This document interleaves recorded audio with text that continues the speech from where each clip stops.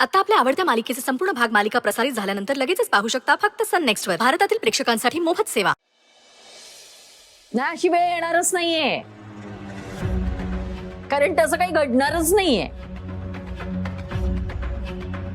कोण आहे हा गुरुजी बिनबुडाचं भाकीत सांगणारा? इथे हिच्याच नशिबाचा पत्ता नाहीये आणि ही देवांशच्या आयुष्यात जाणार आणि त्याचं नशीब फळफळणार. मूर्खपणा सगळा.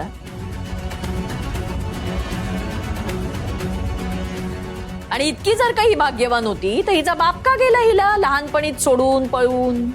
बास मामी,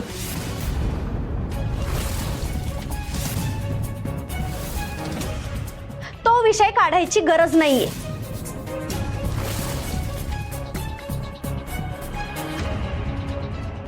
तू मला सांगणार माझ्या घरात मी काय बोलायचं ते? जाग जा. देवांश जहागीरदार नावाची लॉटरी आपल्याला लागत नाही म्हटल्यावर तडतड उडतीयस ते कळतंय मला. छी, असला विचारही माझ्या मनात येत नाही कधी. आमची गाठ देवाने बांधली आहे असं आई मला म्हणाली आणि मलाही ते पटलं, म्हणून मी लग्नाला तयार झाले.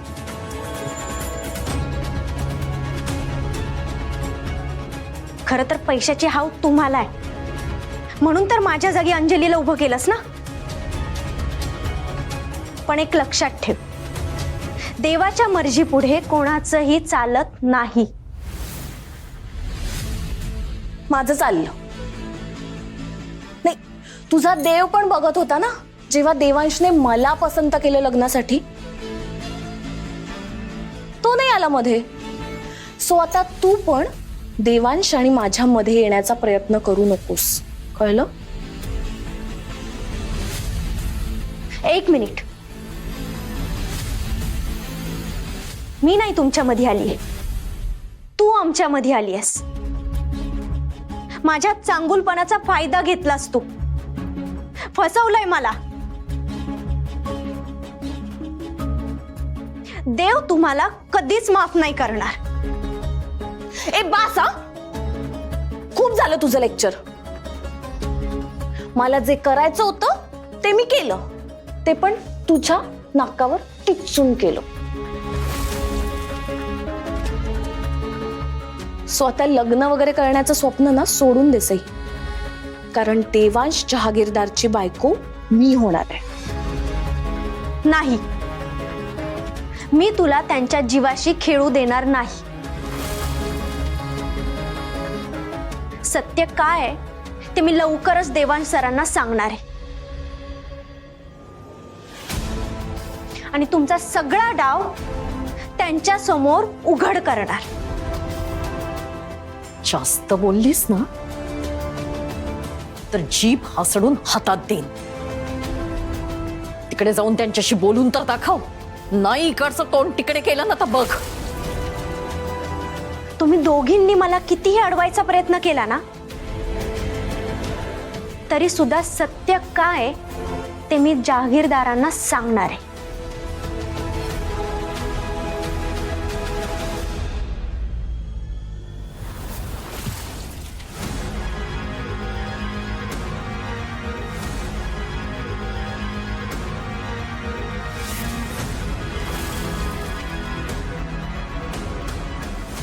मी म्हणाले ना तुला, तू कितीही प्रयत्न कर, मी थांबणार नाही. मी जाणार.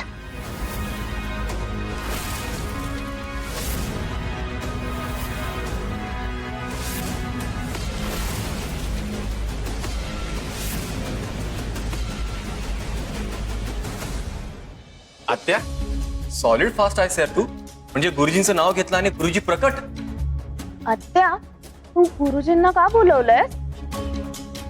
नाही म्हणजे तुला वहिनी एवढी आवडली का की तू डायरेक्ट लग्नाची डेटच फिक्स करतेस? आम्हा मोठ्यांना गुरुजींशी महत्वाचं बोलायचंय. तुम्ही तिघे आत जा. ओके.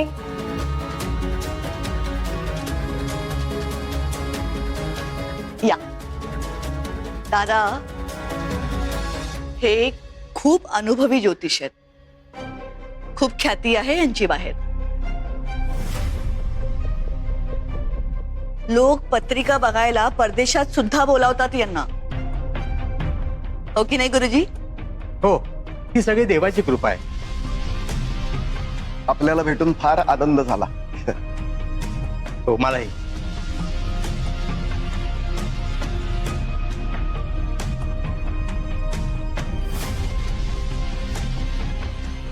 गुरुजी, तुमच्याकडे आज माझं एक खूप महत्वाचं काम आहे. माझा मुलगा देवांश जहागीरदार, तुम्ही ओळखतच असाल ना त्याला? हो, तुमच्या कुटुंबाला आणि मुख्य म्हणजे देवांश जहागीरदारला कोण नाही ओळखत. उद्योग क्षेत्रात खूप मोठी प्रगती केली त्यांनी. आज देवांसाठी आम्ही एक मुलगी बघायला गेलो होतो. तिच्याबद्दलच जरा माहिती विचारायची होती. खर तर आम्ही आज त्या मुलीला बघून आलोय, पण आल्यापासून ना मला जरा कसली तरी शंका येते. काहीतरी चुकतंय असं वाटतंय.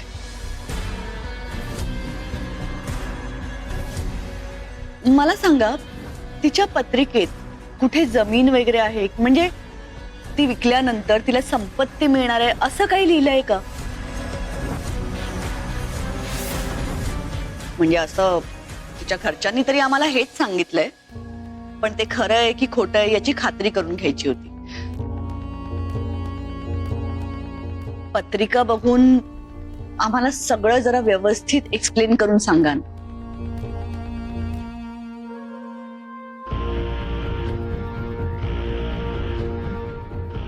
हे बघा, एखाद्या माणसाच्या पत्रिकेत धनसंपत्ती वगैरे असं काही असेल तर त्याचे संकेत आम्हाला लगेच दिसून येतात.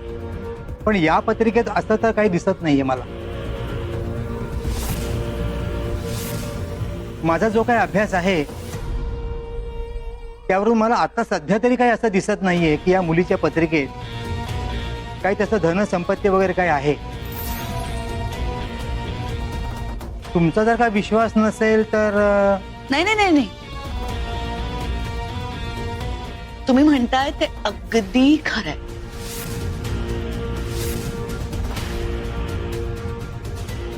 मला सुद्धा हा डाऊट आलाच होता.